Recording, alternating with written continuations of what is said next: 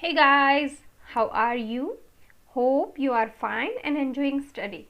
I'm Kinjal Sonchatra, your math guide. Welcome back to my channel StudyZone. This is the 25th tutorial of Probability, chapter 15th of standard 10th. In last session, we have done 4th question from exercise 15.1 and in this session, we will discuss about 5th question. So, don't waste the time, go to the session.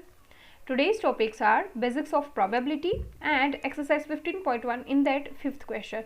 So starting with the first, basics. Formula of probability equals to number of possible outcomes divided by total outcomes. Outcomes means answers, or you can say options.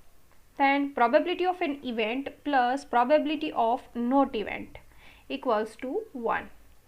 Then probability of an event starting with the 0 and ending with the 1 means minimum 0 and maximum 1.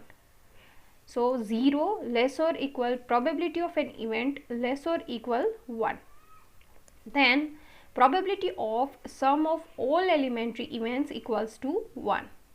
Then possible outcome for elementary event equals to 1. Then probability of an impossible event equals to 0. And last, probability of a sure event equals to 1.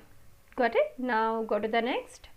It's 5th question. If probability of an event equals to 0.05, then what is the probability of not event?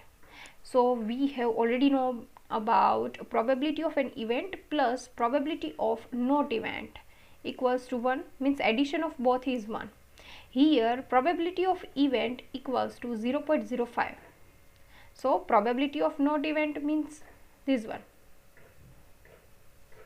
Come this side and yes, minus 0.05 which is probability of an event. So 1 minus 0.05 equals to 0.95. Got it? If you have any doubt about it, then you can ask me in comment section. Thank you for watching. If you like my video, please subscribe my channel and share with your friends. Bye-bye.